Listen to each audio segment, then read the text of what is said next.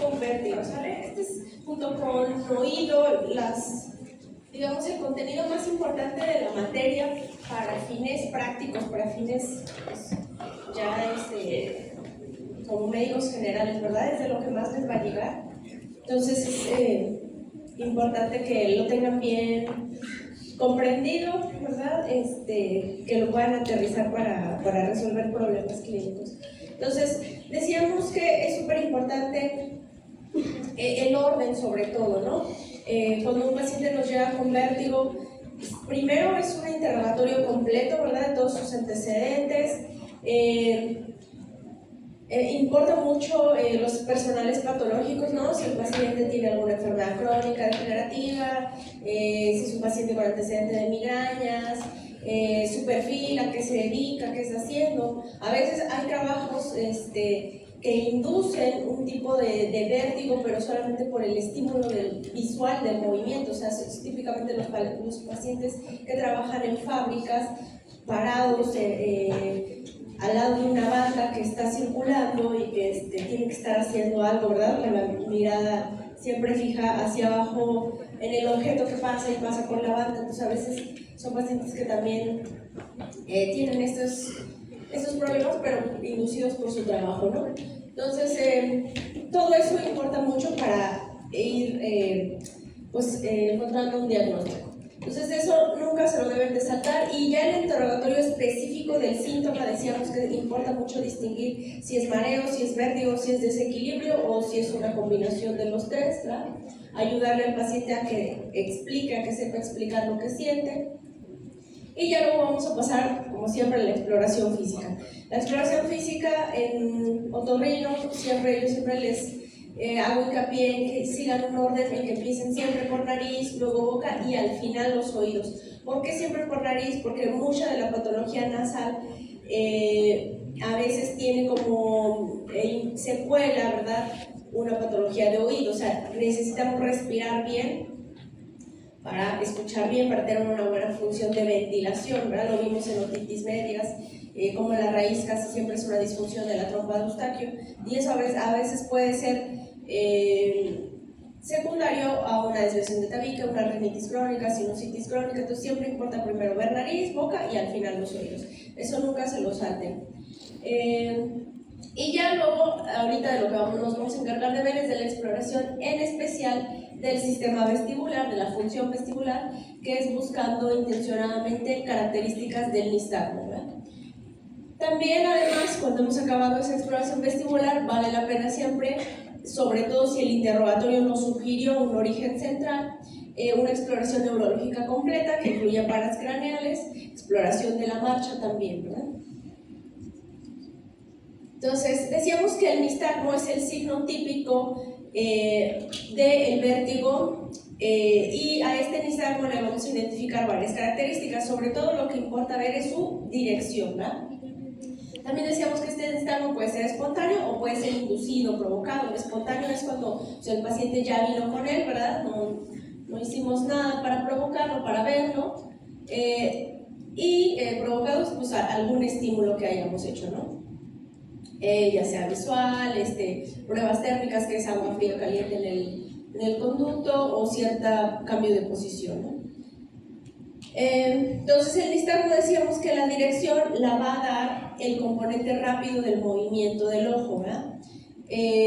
Decíamos que pues esto hay que entrenar a la mirada para identificarlo, pero bueno, entonces esa dirección, aparte de ser derecha o izquierda, también puede ser, por naturaleza, puede ser horizontal, ¿verdad? En el plano transversal ese movimiento, o puede ser vertical. Casi siempre, cuando el problema es de origen vestibular o periférico, acuérdense que cuando digo vestibular, periférico, laberíntico, son sinónimos, me estoy refiriendo al sensor en el oído interno del equilibrio, del movimiento. Entonces son problemas periféricos, ¿verdad? Y cuando digo central, neurológico, me estoy refiriendo a cerebro, a nivel cerebeloso sobre todo, ¿vale? Entonces, cuando es periférico, el problema casi siempre es horizontal, o puramente horizontal o con un componente rotatorio, o sea, con un componente de un poco de torsión del ojo, de movimiento, ¿verdad? Y casi siempre cuando es vertical es puramente vertical. Ahí es raro que veamos algún componente vertical, excepto por algunas patologías que vamos a ver. Pero cuando es central es puramente vertical. Ahora, también importa si esta dirección se mantiene o esta dirección cambia. Me refiero a lo mismo, si siempre es a la derecha, si siempre es a la izquierda, si siempre es horizontal o si siempre es vertical. O sea, si es constante, ¿verdad? No importa lo que hagamos, a eso le llamamos que sea constante. Y si con ciertos estímulos o con cierta posición de cambio de posición de la cabeza, esta dirección cambia, o sea, de que viendo para acá era para la derecha, viendo para acá era a la izquierda, bien sentado, acostado era hacia arriba, ahora es hacia abajo, era vertical, ahora es horizontal. O sea, si esa dirección cambia, entonces pues le llamamos un nistagmo cambiante y eso nos puede apuntar más para un origen central. Ahora quédense con esta idea, esto funciona más, o sea, es cuando el paciente lo estamos viendo en el nistagmo espontáneo, ¿no? Porque claro, va a haber ciertas patologías donde induzcamos el nistagmo y sí vamos a ver estos cambios. Pero quédense con esta idea de que cuando un paciente tiene un nistagmo espontáneo y ustedes exploran todas las posiciones de la mirada, cuando esto es constante nos apunta a algo periférico, cuando esto es cambiante nos apunta a algo central. Ahora, otras cosas que le podemos explorar en nistagmo, la latencia, o sea, si hay, después de un estímulo que pongamos, hay algún retraso en la aparición del nistagmo o aparece de inmediato. Reproducible es si cada vez que yo pongo el estímulo lo estoy pudiendo ver, ¿no? Infatigable es cuando un nistagmo provocado por algún estímulo, entre más lo provoquemos, menos lo vemos, o sea, se va agotando, se va fatigando, o sea, el nistagmo va siendo cada vez menos intenso, menos duradero o hasta ya que se haga imperceptible.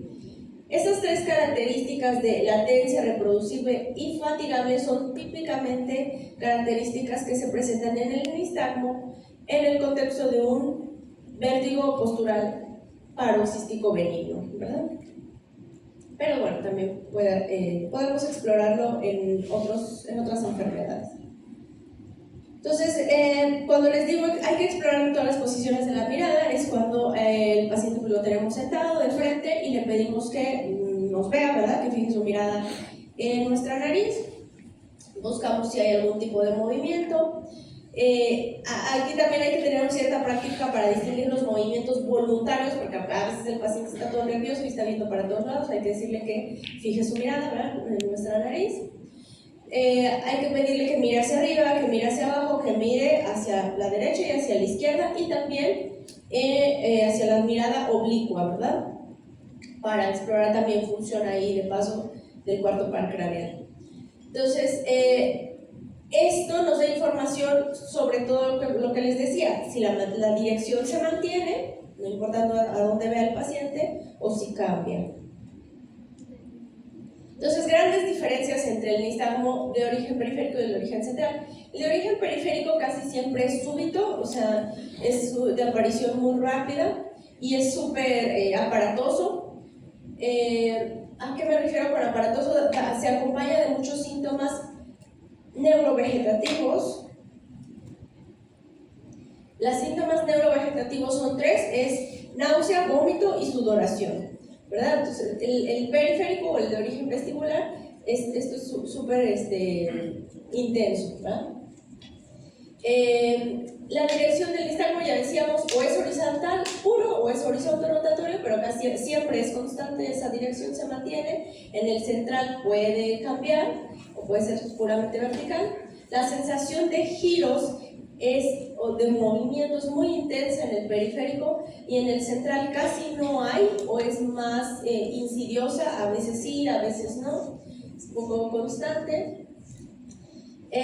También, bueno, el inicio central es más insidioso, es más lento, ¿verdad? Cuando es una causa central, sobre todo cuando son neoplasias, cuando son eventos vasculares cerebrales sí tiende a ser más súbito, ¿no? Más rápido la aparición.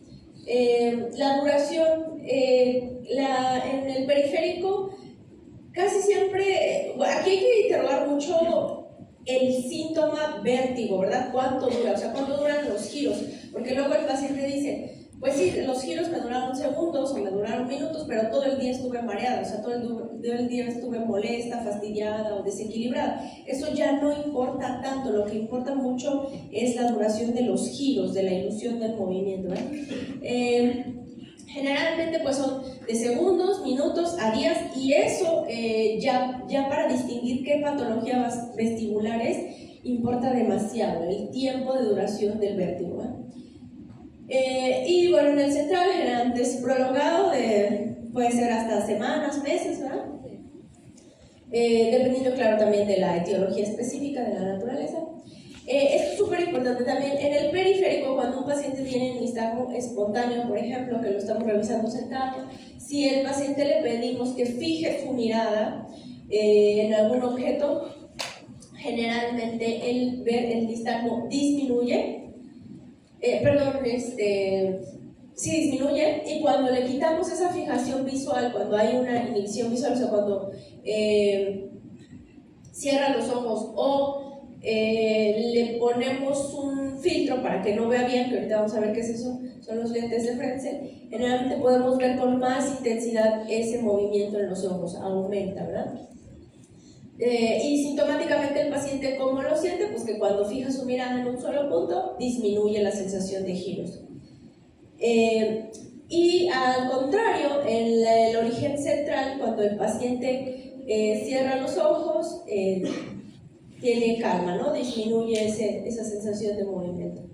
Y cuando fija su mirada, pues no cambia en realidad. Y síntomas acompañantes siempre también hay que interrogarlos. En el periférico suele haber hipoacusia o acúfeno, y en el de origen central realmente no hay hipoacusia ni acúfeno, y puede haber algunos otros síntomas neurológicos como pérdida de la sensibilidad, pérdida de la fuerza, alteraciones en la marcha más tipo atáxicas, ¿verdad? Etcétera. Parálisis facial, etcétera, dependiendo pues ya la causa, ¿no? Entonces, en el nistagmo espontáneo, cuando nosotros lo estamos viendo, que el paciente está sentado y está teniendo el nistagmo, existe algo, bueno, una clasificación de grados según la ley de Alexander, que esas no quiero que se las aprendan, nada más para que lo sepan. Grado 1 es cuando el nistagmo aparece solamente con la mirada hacia cierto lado. Por ejemplo, aquí cuando el paciente ve hacia la izquierda, solamente aparece ahí. Cuando el paciente está viendo en la mirada central, ahí no aparece. El grado 2 aparece cuando la mirada central, y también cuando el paciente voltea generalmente aquí es típicamente hacia el lado sano, hacia el lado que no está enfermo, aparece en esas dos posiciones. Y tercer grado cuando aparece en las tres posiciones de la mirada central y hacia los dos lados, ¿verdad? Pero bueno, esto no se lo pregunto. Los lentes de Frenzel entonces lo que hacen es quitar esa fijación visual. El paciente, son como unas lupas literal, el paciente no ve nada, con esas lupas él ve todo borroso, pero nosotros por este lado vemos al ojo aumentado. Entonces eso nos ayuda a ver mucho mejor movimientos o nistagmos que a veces son muy discretos, muy pequeñitos, muy cortitos, ¿verdad? Entonces, también en la exploración neurológica, una vez que han explorado pares craneales, sensibilidad, motricidad, la prueba de Rommel también es importante. ¿Por qué? Porque nos explora sobre todo el sentido de propiocepción, y además, bueno, que se integra en el cerebro, y además lo que decíamos de la fijación visual, ¿verdad? Como al paciente le pedimos que cierre los ojos, existe esta inhibición visual. Generalmente puede empeorar o caerse, ¿verdad? Irse de lado en una lesión periférica, o puede sentir más intenso el vértigo, ¿verdad? Si es que lo está experimentando en ese momento. También en una lesión laberíntica, y cuando el paciente abre los ojos, generalmente en una lesión periférica, pues esto disminuye, ¿verdad? Con esa fijación visual. Entonces, esto es lo que hacemos en el consultorio. Hasta aquí termina la parte clínica. Ya para confirmar este nistagmo, o cuando a veces son muy muy sutiles y no lo vemos, pues ya hacemos pruebas en gabinetes de audiología. Acuérdense que los audiólogos, ya existe esa especialidad, son médicos especialistas solamente en audición y equilibrio, atienden cosas completamente independientes o separadas del otorrino, pero trabajamos en conjunto. Entonces, generalmente siempre llegan al otorrino y el otorrino los deriva al audiólogo, ¿verdad?, para pedir estas pruebas. La electronistagmografía es el estudio mediante el cual se grafica esta respuesta o este movimiento de nistagmo, pero en papel, ¿verdad? Se ponen varios electrodos alrededor de los músculos oculares, de los músculos orbiculares, ¿verdad? Bueno, ya por una diferencia ahí de potencial, de ganancia eléctrica, se hace el registro. Y pues ya se interpreta, ¿no?, en el papel ese movimiento, le podemos medir amplitud, frecuencia, etc. Pero bueno, este electronistagmógrafo ya también se va acompañado de un video, ¿verdad?, donde se registra al mismo tiempo el movimiento del ojo, y después uno puede ver la grabación. Entonces, esto lo grabamos después de, bueno, al momento que hacemos ciertos estímulos para provocar el nistagmo, ¿verdad? Hay varias, son una serie de pruebas, pruebas cocleovestibulares, aparte de las de la audición, hacemos los del aparato vestibular, pero son varias pruebas. Le pedimos al paciente que siga un láser, eso explora el reflejo vestibulocular, porque lo vamos a ver. Le pedimos cambios de posición, hacemos Dix-Hall-Pike, hacemos Romberg, hacemos estas que son las pruebas térmicas, que es poner agua a diferentes temperaturas en los dos oídos, ¿verdad? Entonces son una serie de pruebas que nos dicen, básicamente la conclusión es la respuesta del sistema vestibular. ¿Existe o no existe? Y si existe, es en igual de ganancia, en igual de amplitud de los dos lados, o de algún lado es menor, ¿no? Y pues eso nos traduce una pérdida de función. Entonces, algunas causas comunes de vértigo de origen periférico y de origen central. Las de origen periférico, las más comunes, las que quiero que se lleven así súper aprendidas, tatuadas, es vértigo postural paroxístico benigno, es la cosa más común del origen periférico, enfermedad de Meniere y neuronitis vestibular. Ya de ahí puede haber otras causas menos comunes, como una laberintitis, ya sea por infecciosa, autoinmune, ¿verdad?, autotoxicidad, laberintopatía degenerativa, o sea, por la edad, que es la famosa presbivestibulopatía, laberintopatía por un trauma, ¿verdad?, etc. Y las causas más importantes de origen central, por ser las más comunes, la migraña vestibular, que también se le denomina vértigo migrañoso, la esclerosis múltiple, alguna insuficiencia vértebro-basilar, o sea que tiene que ver con disminución de la circulación posterior al cerebelo, ¿verdad?, o al ángulo pontocerebeloso, el síndrome de Wallenberg. ¿Alguien sabe qué es el síndrome de Wallenberg? ¿Ya está viendo el neuro? Dicen que ya habrá. Bueno, Wallenberg es un evento isquémico de circulación dada por la arteria cerebelosa anteroinferior o posterior, y típicamente el paciente presenta vértigo espontáneo, agudo, que puede durar varias horas, pero típicamente tienen una hiposensibilidad de la cara contralateral a la lesión, y tienen también a veces disminución de la fuerza hemiparética, ¿verdad?, contralateral al sitio donde tiene una hiposensibilidad de la cara. No está interesante, pero y sí ha pasado. Yo sí he diagnosticado uno. No es tampoco tan común, afortunadamente, pero sí ya lo hemos visto. Hemorragia cerebelosa, tumores de fosa posterior o del ángulo pontocerebeloso, decíamos, o un síndrome cerebeloso agudo. Ok, entonces, estos fueron generalidades, ¿verdad? ¿Qué vamos a hacer cuando un paciente llega con vértigo espontáneo que ya ha persistido, que ya ha durado varias horas o a veces hasta días, ¿verdad?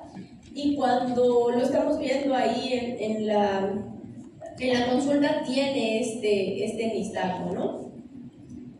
Chicos, a ver si van a estar platicando, si no les interesa, pues háganse. Ya acabo, espérame un poquito.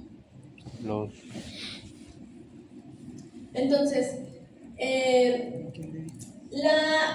la prueba, el acróstico para aprenderse cómo diferenciar en ese paciente un vértigo de origen central de un periférico se llama HINTS, la prueba de HINTS por sus siglas en inglés, y quiere decir, son 3 cositas rápidas que tienen que ver en ese paciente, o hacer, ¿no? Explorar. El Head Impulse Test, que es la prueba de impulso cefálico, que ahorita la vamos a ver, la dirección del nistagmo y la prueba de Skew Deviation, ahorita la vamos a ver, ¿no? Son esas 3 cosas que rápido les pueden decir, esto es algo peligroso, tengo que hacerle un TAC, tengo que mandarlo con el neurólogo, o esto es algo periférico, me puedo esperar, puedo darle tratamiento sintomático y ya mandarlo al otorrino, ¿no? Entonces la prueba de impulso cefálico valora el VOR, que es en inglés vestíbulo ocular reflex, ¿verdad? Reflejo vestíbulo ocular. ¿Qué es ese reflejo? Bueno, es la capacidad de mantener la mirada fija en un objeto independientemente de si yo muevo la cabeza, ¿verdad? ¿Qué es esto, no? O sea, cuando yo le pido al paciente que vea mi nariz, que ponga su cuello flojo, que yo voy a mover su cabeza, pero que no deje de ver mi nariz, el paciente puede hacer esto, ¿verdad? Aunque yo esté aquí o el objeto que yo le ponga enfrente, puede verlo, aunque le voltee la cabeza, ¿verdad? Eso es un VOR conservado. Cuando está conservado, lamentablemente no nos quedamos tan tranquilos en el contexto de un paciente pues que viene con vértigo agudo, porque si es normal puede tratarse de una lesión central. Sin embargo, cuando es anormal, cuando el paciente no tiene la capacidad de mantener la fijación en ese objeto y al contrario hace una sacada correctiva, que es lo que vamos a ver ahorita, eso nos confirma que la lesión es vestibular. ¿Por qué? Porque se han lesionado esas vías de comunicación entre el vestíbulo y los músculos extraoculares, ¿verdad? Entonces, un VOR anormal o alterado, ¿qué significa? Que vamos a ver un movimiento de sacada correctiva cuando el paciente lo giramos hacia el lado de la lesión. Eso todavía no lo vamos a saber hasta que lo exploremos y veamos hacia qué lado hace la sacada, ¿verdad? Pero bueno, en este paciente en específico, en este video, el paciente van a ver ahorita que hace un movimiento de corrección a la derecha cuando voltea a la derecha.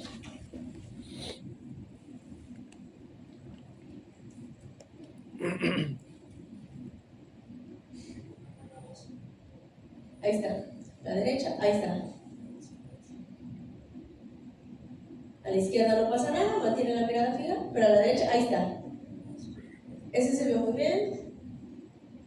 Ahí está también. Ahí está. Ahí está. A la izquierda no pasa nada. A la derecha aquí está ese movimiento. ¿Sí lo alcanzan a ver? O sea, es bastante sutil, por eso tienen que entrenarse, pero bueno, esto es lo que ocurre, ¿no? ¿Lo quieren ver otra vez? Vamos a ir a espero poder subirlo al 41. Y el explorador le está diciendo, sigue viendo mi nariz, no te distraigas, ve mi nariz. A la izquierda, vean, a la izquierda no pasó nada, a la derecha ahí está. Tarda unos milisegundos, ahí está también. Ahí está también. A la izquierda no pasa nada, a la derecha ahí está.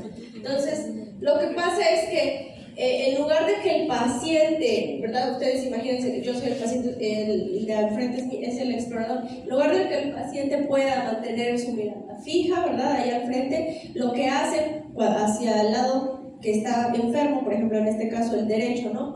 Cuando me piden que mantenga la mirada fija pero me voltean la cabeza, yo no puedo mantener la fijación, la mirada se va con la cabeza, pero después la mirada compensa, la mirada trata de buscar otra vez el objeto, ¿no? Entonces ese movimiento de sacada correctiva, que puede ser a la derecha o a la izquierda, eso es lo que hay que buscar, ¿no? Ok, entonces, eso fue el HI del HINS, el Head Impulse Test. Ahora, la parte de la N, ¿verdad? El nistagmus test, o sea, explorar la dirección del nistagmo, ya dijimos, esto es ver nada más si es horizontal rotatorio o si es constante, sobre todo si es constante, ¿verdad? Lo cual nos habla de una lesión vestibular, y si la dirección es vertical o cambiante, eso nos habla de una lesión central, esto ya lo habíamos mencionado. Y por último, el test de SQ. Le vamos a pedir al paciente que mire un objeto al frente, puede ser nuestra nariz o le podemos poner un objeto, y vamos a tapar, ya sea con nuestra mano, con una carpeta, algo, ¿verdad? Vamos a tapar su mirada, sus ojos de manera alternada, vamos a tapar un lado, vamos a tapar el otro, y nosotros vamos a ver si existe un movimiento en sentido vertical de corrección de la mirada para que el paciente mantenga su mirada fija en el objeto, ¿verdad? Si existe ese movimiento, esa corrección, entonces también nos habla de una lesión central. Siento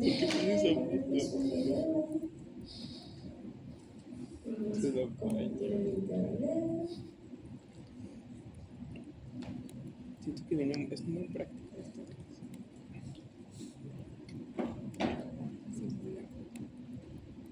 El vato ya está horrible. ¿Qué cosa? Pero es que es más que nada ver las zonas.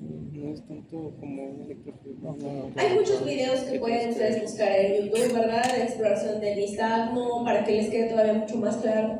Pero lo encontré, está muy rápido, muy esquemático. Entonces, este es el test de Skewer. Bueno, desde el principio, el HINS. La prueba de impulso, ya vimos, ¿verdad? Normal cuando el paciente puede mantener la mirada fija, anormal cuando existe esa sacada correctiva. El nistagmo, aquí vean como bidireccional se refiere a que cambió la dirección, o sea, está muy rápido, ¿verdad? Sí se puede.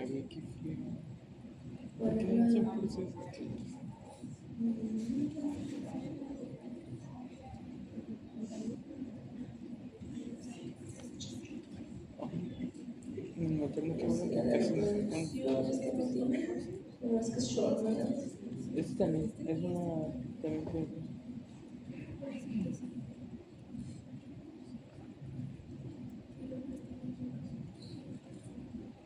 ¿Sí vieron cómo cambia aquí la dirección? Como es cortito.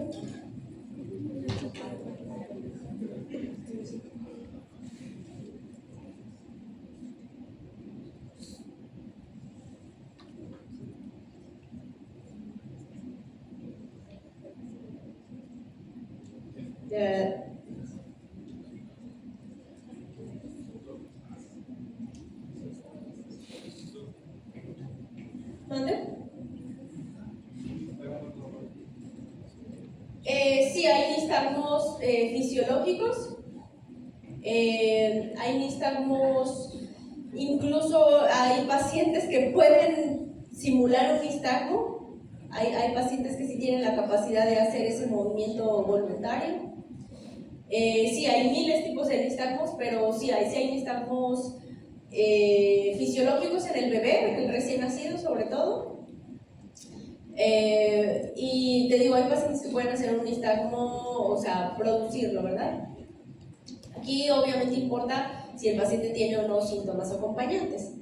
Pero sí, hay miles de tipos de nistagmo. Si ustedes van y leen en la literatura, hay nistagmos por irritación meningia, hay nistagmos por, ¿no? O sea, les digo, miles de causas periféricas y centrales.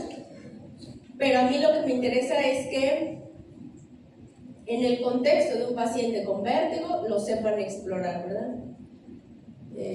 No a lo mejor en el contexto de una meningitis, de una neuroinfección, de otras cosas, pero en el contexto de un paciente previamente sano que empieza con vértigo, hay que intencionadamente buscar el nistagmo.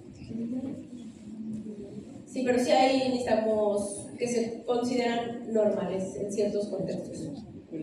Hasta inducidos por medicamento también. Entonces, dudas de la prueba de Hinz. Entonces, léanlo, muchachos, de verdad esto es complejo. Pero una vez que entienden las generalidades, ya podemos pasar a la patología específica, ¿verdad? Ya la patología específica que vamos a ver aquí de vértigo, pues son las tres principales: vértigo postural paroxístico benigno, eso estudianlo para la próxima clase, enfermedad de Meniere y neuronitis vestibular, ¿verdad? Bueno, ahí la vamos a dejar. ¿Eso?